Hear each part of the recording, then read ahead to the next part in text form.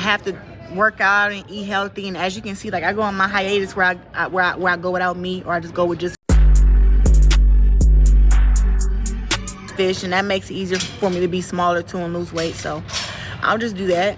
But I think I have a great team behind me, and we're gonna lose weight the best way that we can, and not gonna rush it, like try to lose weight in 30 days, in 60 days. Like we're gonna take our time, and when it's right there for the time for me to, okay, now we're good enough to go to 54, we're gonna go for it, and we're gonna fight healthy, we're gonna be hydrated, and we're not gonna have a rematch clause, and we're gonna make the weight, and we're gonna fight very good. I was surprised, you guys.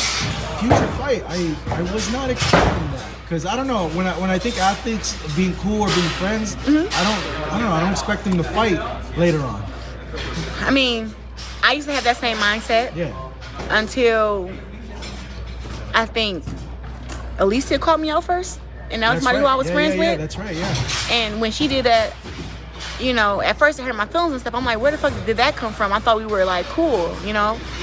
And then a little bit after, I think I seen Michaela do it, and I was like, so I guess these girls don't care about like friendship, because the only reason I never wanted to fight any of my friends because they're not gonna like me after, and I know why, and I respect it, because my demeanor outside the ring versus my demeanor in the ring are two different people, and I know that I just fight to win and I fight to dominate. So they're gonna have a very, very hard camp where they're building their stuff up and feeling like they can beat me, and I'm gonna go in there and make them look like amateurs.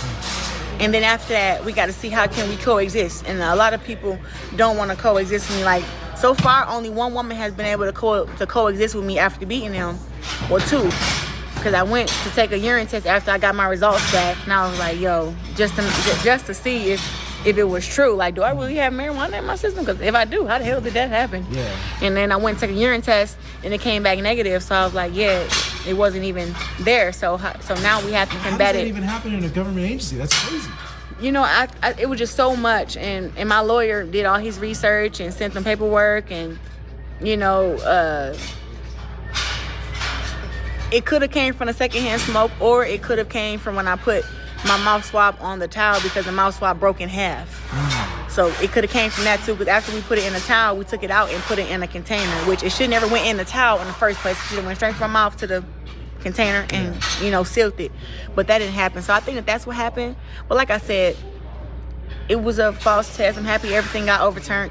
I just wish that the Michigan Commission would have took better steps, as in how they worded things and how they put it out there to the media, you know, especially with me being who I am, you know, knowing that I've never smoked and I don't really drink and stuff like that, to put that on my name and to have it out there that I tested positive for something. People don't do their research to even say if it's PEDs or if it's weed. They say you tested positive, you know, and which to me is a bad look. And I never wanted that on my name. But to see that, you know, it was being shared everywhere, and, you know, people were making up these fake pictures of me with a blunt in my hand, smoking these AI pictures. It was funny, but it was very, very disturbing. And I just was like, I don't like any of this. And I had a very hard month dealing with that. Yeah, well, it's behind you. You've, you know, cleared your name, and you've always advocated for clean sport, and you've always been a clean athlete even since the Olympics, you going through that process. So I'm glad that that's out of there, and you could show people like, no, you guys are wrong. You've always been wrong about me. Okay, looking at the landscape, you're the heavyweight champ, you're multiple weight division champion. What's kind of like piquing your interest out there at this point? I would love a rematch with Hannah Gabriels. I love a rematch with Franchon Cruz. Everybody already know I've been wanting to put hands on Shadesha Green. I've been wanting to do that, but she's so scary. She's so scary. It doesn't make any sense that she's even a fighter. But it looks like MVP signing a bunch of women. Is that going to be like a problem, or are you? I don't know. Have they approached you to sign, or is that something you to entertain? What does MVP stand for again? Most valuable promotions.